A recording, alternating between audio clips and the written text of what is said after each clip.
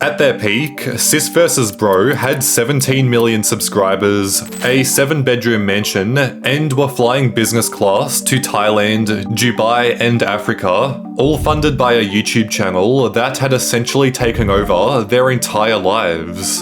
And then, with absolutely no warning, it all stopped. There was no goodbye video, and no explanation. Just 2 kids who were everywhere one day and completely gone the next. Now, here's the thing. When creators disappear, there's usually an obvious reason. Either a scandal or a controversy. It's always something you can point to. But with Sis vs Bro, the real story was something much quieter than that. And honestly, a lot darker.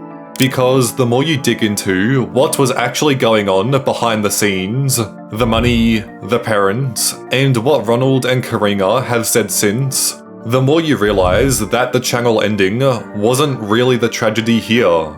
If anything, it might have been the best thing that ever happened to them. I'm Indart, and as always, make sure to subscribe with notifications on.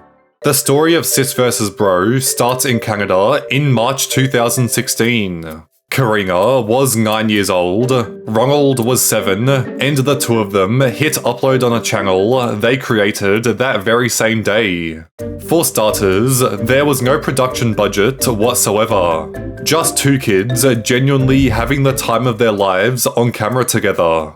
And that chaotic little kid energy turned out to be exactly what millions of people wanted to watch. Exactly 1 year after their first video, they were already pulling 50 million views a month, and combining that with an average of 200,000 subscribers every 30 days, it was safe to say that Sis vs Bro were doing something right on the platform. Some of their earlier videos were so simple to the point where anyone could have made one of them in less than an hour, but that didn't stop multiple uploads receiving over 10 million views each. The pizza challenge, the no thumbs challenge, the $50 outfit challenge became appointment viewing for an entire generation of kids. By 2018, things had only gotten even crazier, as the channel was now pulling over 250 million views every month, pairing that with individual days where they would gain over 20,000 subscribers each. Tens of millions of views began turning into hundreds of millions, where Sis vs Bro uploaded 6 different videos that all received over 100 million views each, with some of the most notable being making giant slime bubbles,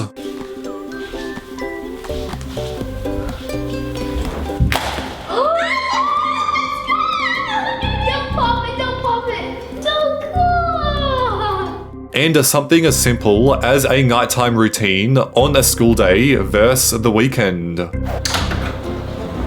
My guitar class was amazing. My art class was super duper awesome. I love my art class. Yeah, mine too.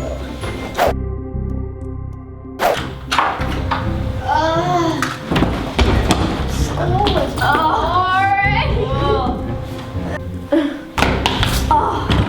Finally home. Finally. 6 hours of boredom. Boredom. This carpet smells, but I'm too lazy to move. By 2019, just 3 years after starting, they had surpassed 10 million subscribers. A year after that, 17 million, making them one of the biggest family channels on the entire platform and Canada's 9th most popular YouTube channel. And the lifestyle that came with it was impossible to miss. The family bought a vacation home in Spain, then 4 months later went back to Spain to look for a bigger one. Holidays all across the world to places like Africa, Thailand, and Dubai were all flown in business class. We're gonna be taking business class for the very first time. We are so excited. Yeah, that one. Oh, it's gonna go. With an estimated yearly revenue of upwards of $10 million, it came to no surprise that in early 2021, the family upgraded to a 7-bedroom mega mansion, which included a full gym, sauna, pool, and some of the best mountain views imaginable. Standing there in that house, Sis vs Bro looked completely untouchable. They even promised the audience that things were only going to get better from here, uploading even more than usual. From now on, we promise we're gonna be posting every single Saturday because now we have more space to do more videos because we're gonna be moving to a mansion! Yay! While only 2 more videos went up after that, then the channel went completely silent. March 20th, 2021 was the last upload, and at the time, nobody had any idea that was it. In the beginning, people weren't that worried. Sis vs Bro had gone quiet before. Maybe they were settling in to their new house, or maybe something big was coming. However, weeks turned into months, and with comments disabled on every single video, it was almost impossible to get into contact with where they were.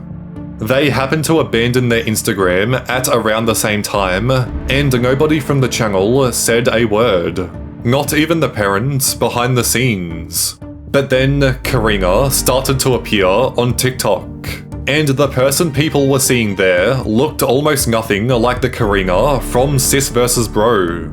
She had a different style, a different attitude, and completely different energy. I could quit smoking without even starting it, but, okay, sure. Whatever floats your boat. It was like she was deliberately putting as much distance between herself and the channel as she possibly could. And then someone in her comments said the thing everybody was thinking. You've changed. Her response: You changed.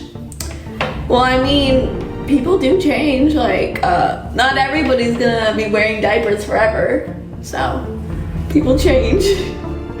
Is that like upsetting? Should I still be wearing diapers? It was dismissive, and it stung, because the people asking were the exact same fans who had grown up watching her. Many of those fans in the comment section were simultaneously asking her to show Ronald on the stream, since they hadn't seen or heard of him for years. But once again, this was her response. Why are people saying show Ronald? Like, I am a different person from Ronald's. I have my own identity. My life isn't completely intertwined with Ronald's. I don't know what Ronald's probably sleeping. He's doing his own thing. Why? I don't know, okay? We're not twins or something. Then things started getting darker. Karina posted a TikTok complaining that there was nothing to do in the multi-million-dollar mansion that she lived in.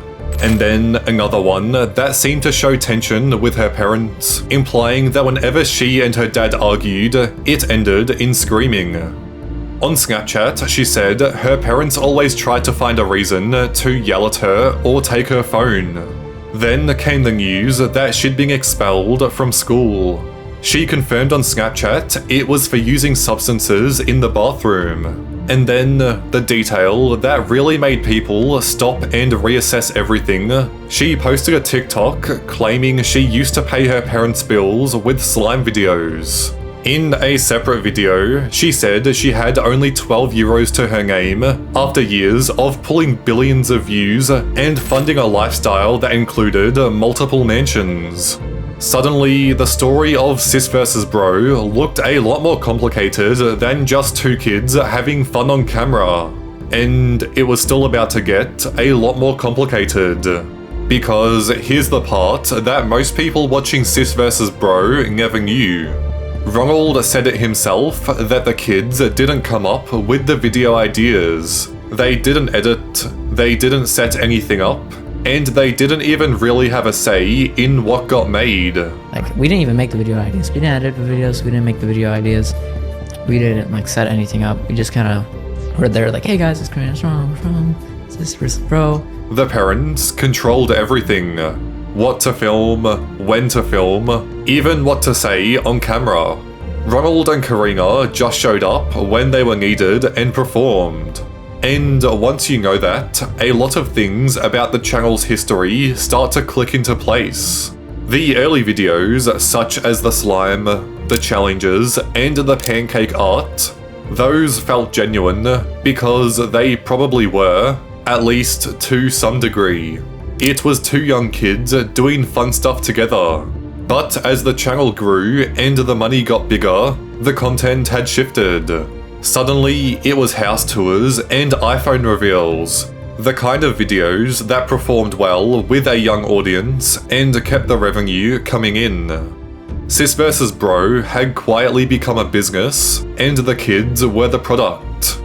During all of this, Ronald's Instagram was still being managed by his parents. And at this time, he was a teenager, and his own social media wasn't even his to control. And then there was the money, or the apparent lack of it. Whether Karina's claim about barely scraping by was complete literal or not, the implication was clear. Whatever the channel had earned across all those years, and by some estimates it was close to $50 million, the kids weren't seeing it. Maybe it was being held in a trust. Maybe it was being reinvested into the lifestyle you saw on screen. Nobody outside the family really knows. But Karina's feelings about the entire thing definitely weren't subtle.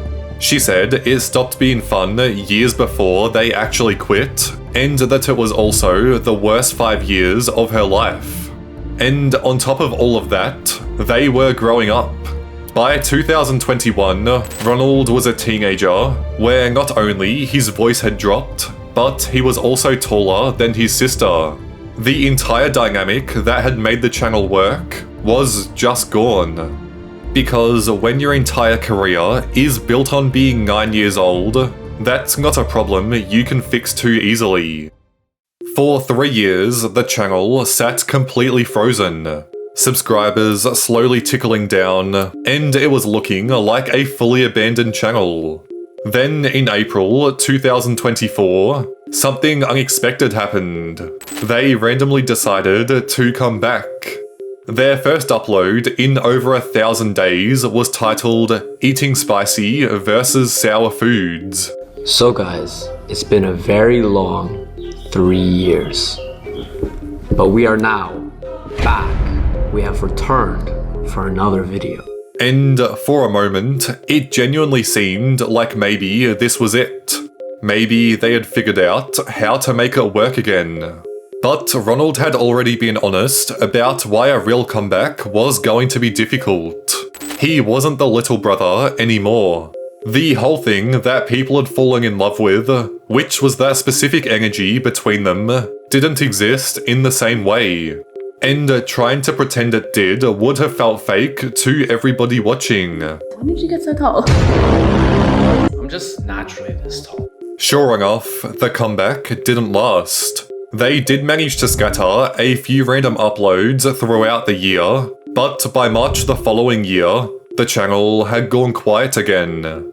Today, Sis vs Bro sits at around 14.5 million subscribers. It's down nearly 3 million from their peak, and it's still dropping today with no new content and no indication that anything is changing.